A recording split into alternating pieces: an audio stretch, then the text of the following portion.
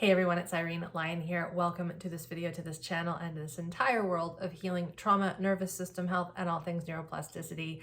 As some of you may know, I've been sharing some older clips from longer form videos, Q&As, lectures over the past little while, and I wanted to share one that came from a Q&A I did back in May 2020. I think it was May 8th, and the question that someone had revolved around the habit, the behavior of picking at our skin, at our scalp, damaging our skin.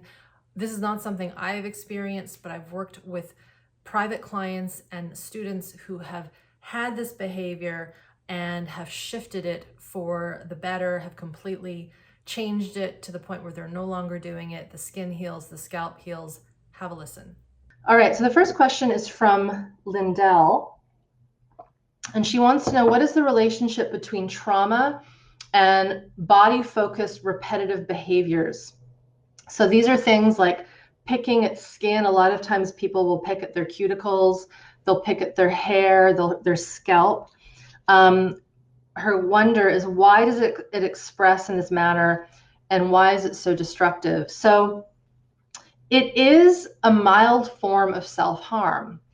It is along the spectrum. Of course, we probably won't completely, like it's again, mild, it's on the mild spectrum of self-harm, because we're harming our skin, we're harming our scalp.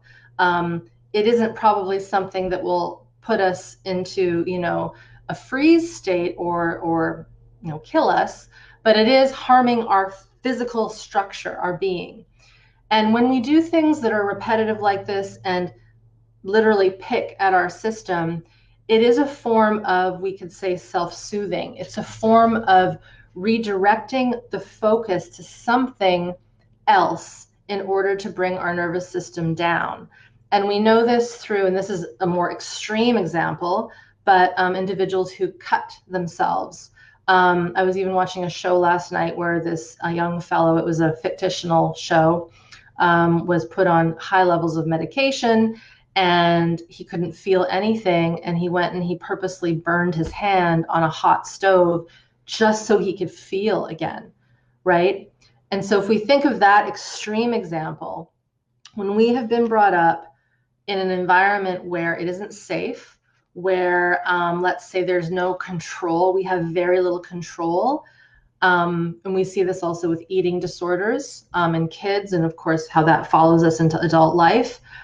If we can't control the chaos in our environment, and or we don't know how to be with the intensity that's internal, again, what I said a little while ago, those emotions, those sensations, our system is quite clever, and it can act out something behaviorally to distract from the internal chaos or the external chaos. It's like we could say it's like a nervous tick, right? And we know things like tics and I'm losing track of the word right now, but Tourette's syndrome, that's the real term, the name, but tics, Tourette's, it is the system trying to complete a trauma response, a procedure, a desire to move something, to shift something out of the nervous system, and it can't get completion. It's looking for that, it's looking for that baseline, but it's not getting it, and so it repeats and repeats and repeats. So to me, these are all along a spectrum, Lyndall.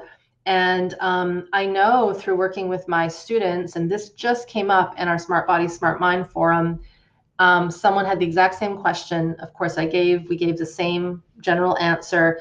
And one of the members who's been in the work for much longer than this new person said that they used to do this as well. Massive picking of the skin. I can't remember if it was cuticles or scalp, and no more. It's gone. Absolutely healed. And the healing is because it's not so much trying to stop the picking or stop the behavior, but working with the underlying stress physiology that's driving that need to self-soothe or to distract from what's happening internally or externally. So that is why the body looks to do this. It's looking for a way out. It's looking for a way to calm, to soothe, to regulate. But it's not happening because it continues on this loop. So again, very important, again, as I said at the beginning, start doing this work in a more constructive, more focused way, whether through my programs or working with a practitioner. All right, thank you for watching and listening. I hope this has been useful, especially if this is something you live with or you know someone who has this happen in their system. As I mentioned, these behaviors are often, if not always, dare I say always, driven by something unconscious, which is this biology of ours that can get stuck in survival.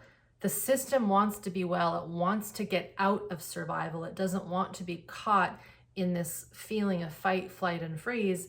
And interestingly enough, we're pretty clever and smart, and so we find ways to break out of these survival patterns. However, when it is harmful to us or, of course, others, it's not the best thing. So hopefully this has been useful. It's given you a little more insight. If you'd like to check out the full Q&A, we'll link it near this video. I might pop it up on the screen at the end of this video. Thank you so much for being here, and we will see you next time.